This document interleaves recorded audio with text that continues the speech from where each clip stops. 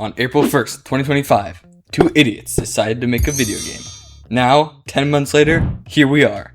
This is Here to Help, a co-op horror game where you and your friends go into a procedurally generated... it's a Lethal Company clone.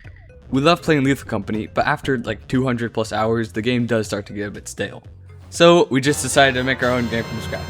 Of course, as we began developing this game, we saw many competitors spawning from out of nowhere, and although we did enjoy these games, we didn't like how they strayed so far from the core concept of Lethal Company. So we just continued to develop our own game. With that out of the way, let's get back to the game description. Yes, you still go into a procedurally generated dungeon to collect scrap to meet a quota, but this is where our game gets interesting. This is the generator. When you travel to the dungeon with your truck, which is like the ship from Lethal Company, the truck's battery depletes completely. The only way to get out of there alive and to make it back to the warehouse lobby thing is to turn this generator on. Unfortunately, the generator is broken and the pieces are scattered throughout the map. So on top of gathering the scrap to meet the quota, you must also first fix the generator. Once you do, you meet the second complication. The map in our game isn't just one big piece, but rather it's broken into three primary chunks, which we're calling tiers. Each tier has only one entering room, and in that room lies a big metal electronic door. This nice big door is also powered by a battery, the same battery that is in the truck. And unfortunately, there is only one generator per tier, which means you have to make a choice. You can leave with your current haul and make it out safe, or you can descend deeper into the facility, find more loot and a second broken generator, and hope to make it out alive. At some point or another, you will be forced to go deeper, as every time the quota is met, you are given another higher one, forcing you to descend deeper and deeper every time you go. These are just some examples of the kind of curveballs you're going to receive from Here to Help. Like we said at the beginning, we have been hard at work for about 10 months now, and we are hoping to release the game sometime this year. Compared to other game developers, we probably haven't made an appropriate amount of progress due to the fact that this is our very first game. That's right, this is our first game, and even our first ever project. Genuinely, we have not even touched Unreal Engine before April 1st. On top of that, we are completely self-taught, and we are using zero artificial intelligence. How are we able to do it, you may ask? There are two answers. The first one is the Blueprints. Blueprints is the scripting language of Unreal Engine. It lets us plug the blocks into more blocks and it turns into code. Because, coding is scary. Second answer, determination.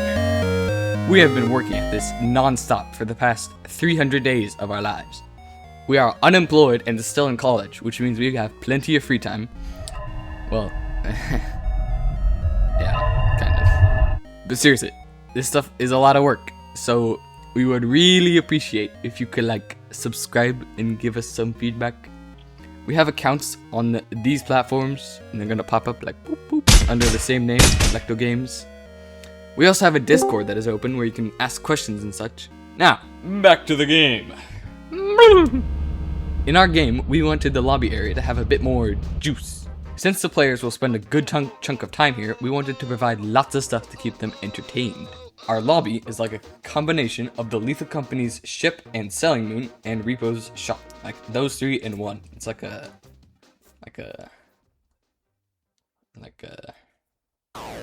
Triforce.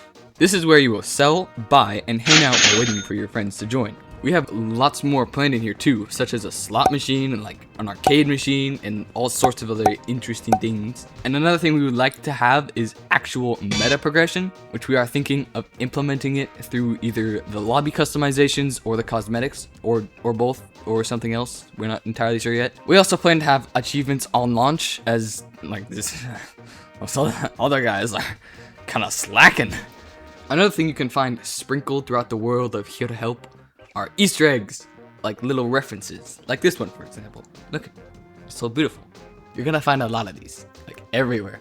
Look, there's one in the trash pile, there's one on the fire extinguisher, they're just everywhere. You gotta look with your eyes. Anyway, moving on. Something that kind of bugged us in these types of games is that there's no way to defend yourself without a weapon. So we added slapping.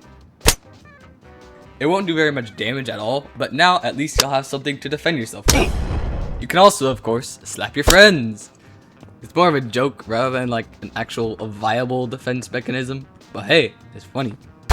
Look at that guy. He just got slapped. It's funny. Now for the stuff you'll actually be fending off. The monsters. The monsters in our game are broken into two classes, organics and mechanics. Robots and creatures, fauna and steel, flesh and metal. We don't have that name picked out yet. And also the traps, if you can count that as monsters. Like, it's hazard, but you know.